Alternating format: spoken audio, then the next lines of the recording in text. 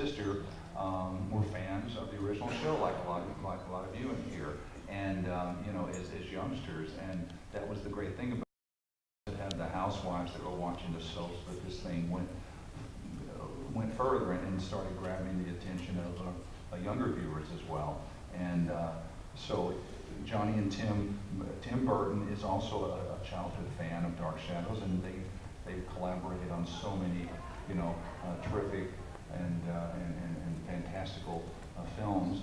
And they did Sleepy Hollow about a dozen years ago or more, and Johnny fortunately mentioned at the time in some interviews, he made reference to Dark Shadows. And I started working with Dan Curtis a little over 20 years ago when I got out of school, and I came to LA, and we were doing the 1991 series. We shot that in 1990 over the course of about 8 months. And then once that unfortunately didn't live as long as we would have preferred, and NBC later regretted canceling it because it had a very strong young audience, 18 to 49.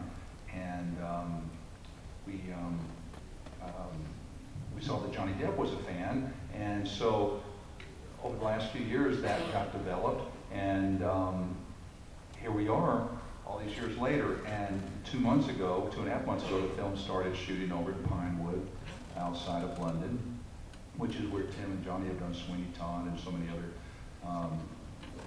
you know, far out films, and some really great things. And it's got a wonderful team of players, and you know, it's going to be really exciting, I think, for all of you to see a new twist on this. Dan Curtis had the ability to pull together feature films on Dark Shadows way back in 1970 and 71 with House of Dark Shadows and Night of Dark Shadows. And those films will be restored for DVD very soon,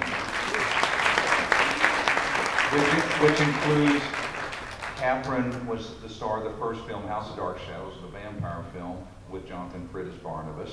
And then the second film was Laura and David Selby and Kay Jackson, and that was all about a ghost and reincarnation and revenge.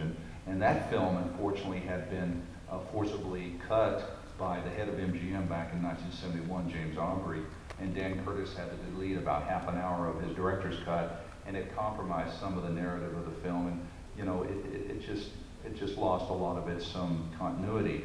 Well, fortunately, we're getting that finally fully restored, so that's going to be in its original.